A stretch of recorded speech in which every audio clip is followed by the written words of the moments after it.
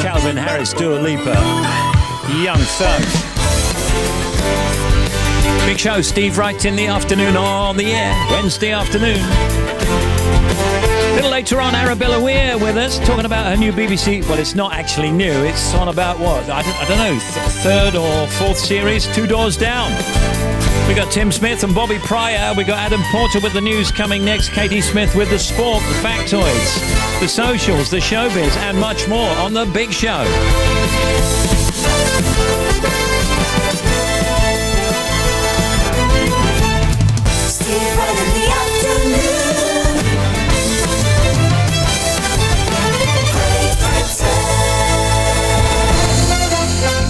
In the United Kingdom, across planet Earth, this is BBC Radio 2 on the Sounds app. BBC Sounds app on your smart speaker, 88 to 91 FM.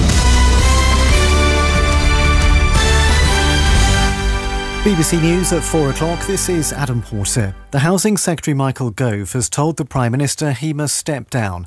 A dozen ministers and a series of ministerial aides have quit today, saying they'd lost confidence in his leadership.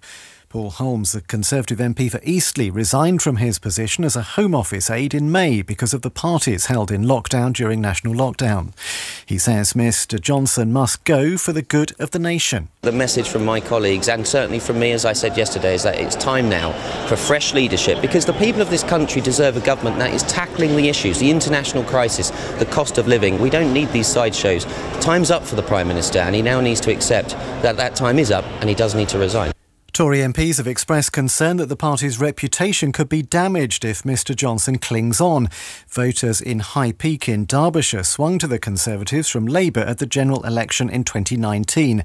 The local Conservative MP, Robert Largan, has a majority of around 500 votes.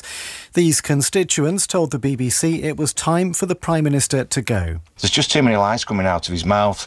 And after the two head ministers resigned yesterday, I thought, it is time now. If they haven't got confidence in Boris, then he does need to go. We need someone there to be in charge and have that expertise and show us, guide us the way. They're meant to be the people with the knowledge who are meant to guide us, but they're just not. I've been a Conservative all my life, since 1960 odd. And there's one thing I always believed in, and that is honesty. And if you're not honest, the public will not have you. A tax expert who lost out on a job after claiming people cannot change their biological sex has won an appeal at an employment tribunal. Maya Forstater's contract at the Centre for Global Development was not renewed in March 2019. At the time, a tribunal judge said her views were not worthy of respect. But in 2021, an appeal judge said her views were protected by the Equality Act and ordered a fresh tribunal, which published its ruling today. The family of Richard Okorogeye has rejected an apology from the Metropolitan Police over failings in the handling of the case. The body of the 19-year-old was found in Epping Forest in March last year. The police watchdog found officers did not provide an acceptable level of service after he was reported missing. England's women kick off their Euro 2022 campaign against Austria at Old Trafford this evening. The former England and Arsenal footballer Alex Scott will be presenting the coverage. She says aside from England, there are two other teams to watch. I think you have dark horses like Denmark. When you look at their team, they're full of players that play in the WSL. For Chelsea, all the top players, the top teams.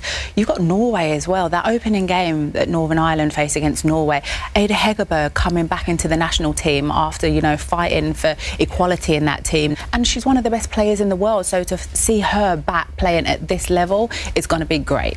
BBC News, it's 3 minutes past 4. Thanks, Adam.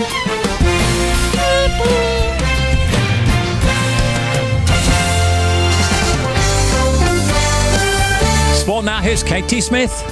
Happy Euros Day, Steve. As we were just hearing there, all eyes are on Old Trafford tonight as hosts England kick off the Euros against Austria in front of 70,000 fans. Captain Leah Williamson says the pressure is a privilege. A record-breaking 500,000 tickets have already been sold for the delayed tournament taking place across the country. Kick-off is at 8 o'clock tonight and you can watch over on BBC One. Elsewhere to Wimbledon now, where there's loads of great quarter-finals action ongoing. 2019 champions Simona Halep's into the Final Four after beating American Amanda Anisimova in straight sets. The two-time Grand Slam champion will play Kazakhstan's Elena Rybakina for a place in the final. Rafa Nadal, though, is a set down in his quarter-final against 11th seed Taylor Fritz. Nick Kyrgios is up against Christian Garin of Chile and leads by 5-4 in the opening set.